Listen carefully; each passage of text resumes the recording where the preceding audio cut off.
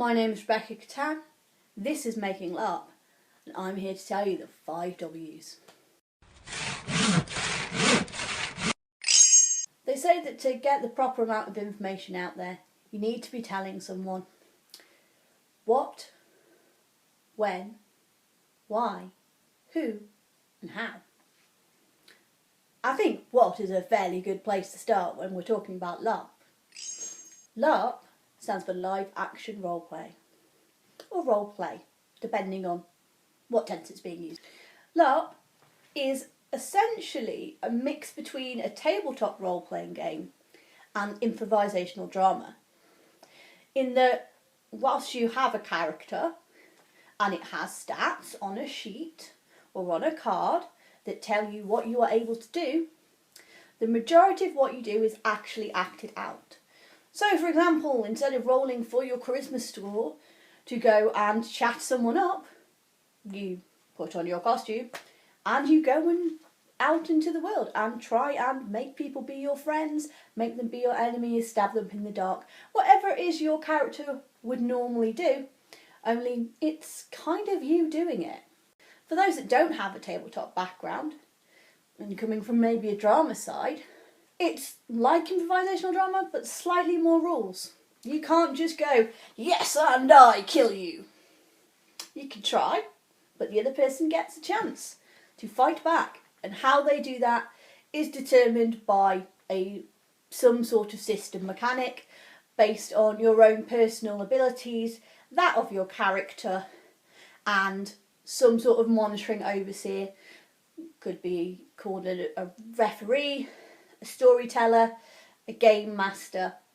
Someone will have a final call over who wins and who loses a particular challenge. Every LARP has a setting. In fact, there are as many settings for LARP as there are settings that exist. Personally, I have played in vampire LARPs, werewolf LARPs, mages LARPs. Now they're all under the umbrella of World of Darkness, which is a major body in LARP. Most systems you will find that are what I would call regular LARPs, which we'll get into a little bit later, are some variant of World of Darkness, whether it's through the official overseeing body or independent game. But I've been in LARPs based around Firefly. There is a slew of medieval fantasy LARPs out there. These generally fall under the category of event LARPs, which again I'll get into a little bit later in the video when we get to the when section. But if you can think of a genre someone has done a LARP of it, I've been in Call of Cthulhu setting LARPs, you name it, someone's done it.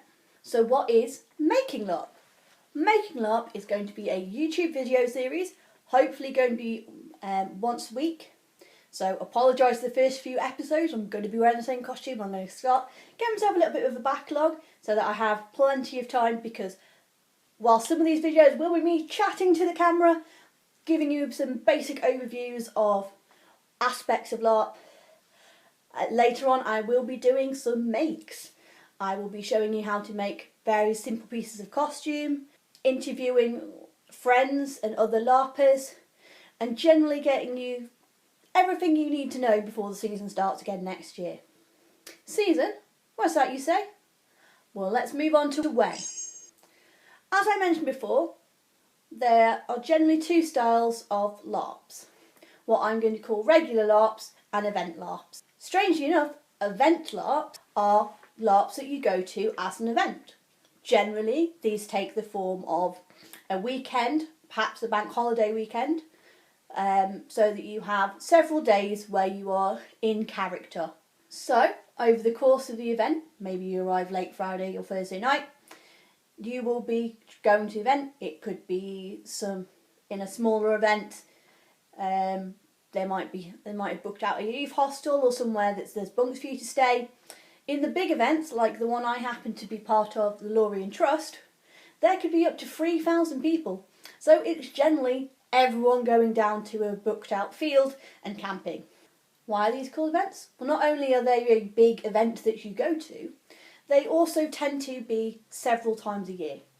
LT runs 4 main games, and each of these subgroups within it may host 1 or 2 additional games over the course of the year. Again, with it being a camping based event, you generally find that this is based around when it's suitable weather for people to go camping. So there's generally not any kind of outdoor events from the months of about November, late, or at least late November, till about February. So we tend to refer to things as happening over the winter as being your actions that happened whilst no one was actually playing. Regular LARPs, there isn't really a proper official title, I'm just calling them regular LARPs, it's just me, are LARPs that happen on a regular basis. These might be weekly, monthly, possibly bi-monthly, or a couple of times a month. And these will generally, rather than being over the course of multiple days, will be over the course of an afternoon, an evening, a much smaller amount of time, but much more frequently. You will generally find that there is a trend towards regular LARPs being much more social and non-combat based, and the event LARPs tend to have a lot more combat orientated systems. It isn't a strictly true 100% of the time. I have certainly been in combat settings that run every week, but the non-contact LARPs do have a tendency to be regular LARPs. What's this non-combat thing you're talking about? Let's move on to how. If you're completely new to the concept of roleplay, never played Dungeons and Dragons, never written up a character sheet, hopefully you've at least experienced some sort of computer RPG. Any system that allows you to level up, spend points on a character to make certain skills better than others. This is essentially the mechanic that almost all LARPs use. You will have some way of determining what your character is good at that isn't strictly based on your ability to talk through a situation. So, for example, in a World of Darkness LARP, these are modern horror settings. So it makes complete sense for your character to have some level of skill representing the fact that they are able to use computers. And there might be a situation where instead of you physically going over to a computer and working on a code, you grab a referee, an ST, whatever your game is calling them, a person that oversees whether things succeed and fail. You grab them and say, I would like to do this. You show them what your character points are, and using whatever your system's randomization mechanic is, you get to see whether you succeed or fail at doing that action. Writing a code, hacking someone else's computer. Now, World of Darkness is what is called a non-contact LARP. That is all contact you make with another person in some organisational bodies. This includes shaking hands, must be agreed out of character before it happens. This generally also means, for everyone's safety, that any actions like combat, which are the most obvious ways that you might need to physically interact with another person, are not acted out in a way where you are physically touching another person. You have a character sheet and you go, I'm going to hit this other character over here, or this bad guy that's walked in the room, using X weapon that I have a skill in, and you do your randomisation action and see if it succeeds or it fails based on what that other character is able to defend based on their character sheet. In what is referred to as a combat LARP, you might have a trusty friend like this. This is what is called a latex weapon. It has a solid core. This is an axe, so it has a nice foam head.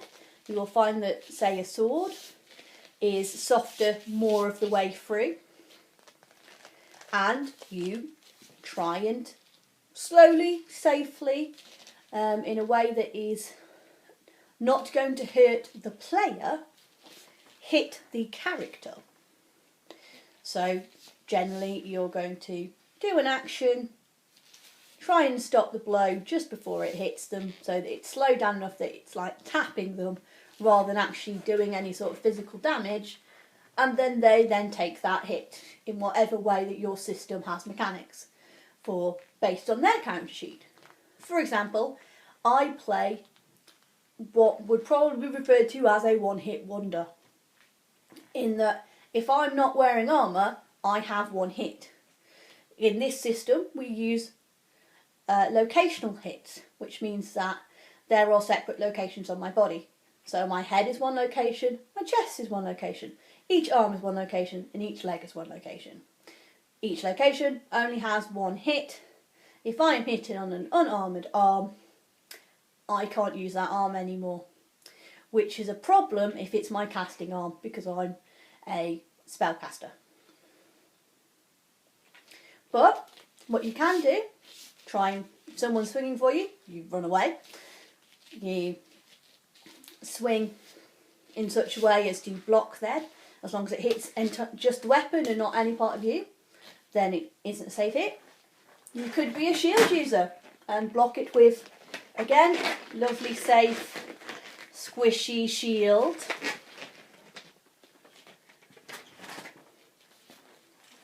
And as a character, you might have access to abilities that mean that you are physically stronger as a character, or as I mentioned, you are able to wear armour that gives you extra hits. I'm going to show you how to make all sorts of basic armour simply, as cheaply as possible if you're a new player, and go through different rules different systems have for what is acceptable as armour. So we've gone through what, when and how.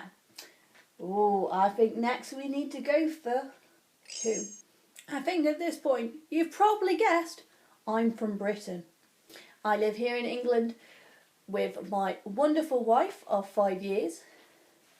I have been LARPing for 8 years in many, many different systems. But who else LARPs with me?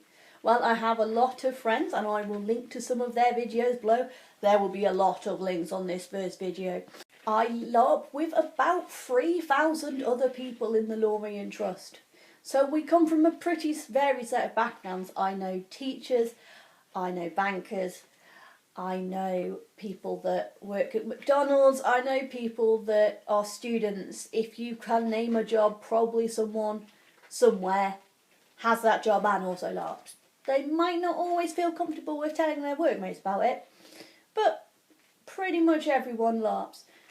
We do tend to bend towards the geeky sort of persuasion, given many of the settings are based on classic geek literature. So we've come to the final question, and it's the big one. Why? Why do we LARP? Now, I'm certainly not the only LARPer out there, and everyone's going to have their own reasons. Personally, I just love the excuse to go and be silly with a bunch of my mates. I'm not the most combat friendly person, but I go in and fix them up afterwards, which is just as fun. I love the ability of just being able to spout random nonsense. When I was writing and running LARPs, the ability to create your own world and your own scenarios and your own bad guys and see players just throw it all away within 10 minutes was one of the greatest and most frustrating things in the world. LARP lets you be whoever you want to be, in a way that a tabletop game doesn't. I love tabletop games. I love D&D. I love being able to just sit around with my mates, have some beers, eat some snacks, muck around in another person's universe. But there is just a next levelness to actually physically doing it and acting it out and not stopping for 20 minutes to roll for a combat and just being that person. So I hope I've piqued a few people's interests, and The video series is going to go on, and I'm going to talk more in depth about how you actually find a game, create a first character, all that sort of good stuff. But I don't want this first video to go on too long and bore you all to tears. So down below I'm going to link to some of the friends I mentioned that are also LARPers. I'm going to link to an excellent American documentary series on the Nerds channel called Realm of LARP. It really just encapsulates what LARP actually is. There are some differences in the way Americans do things to the way we do things, which I might go into more detail in a later video. I'm also going to link to the BBC article about LARPing that came out just after the final Lure Interest event, and to the Facebook group for this page. So if you have any suggestions for videos you would like to see me make, put them there, or even just discuss this one. Right, let's go make some LARP!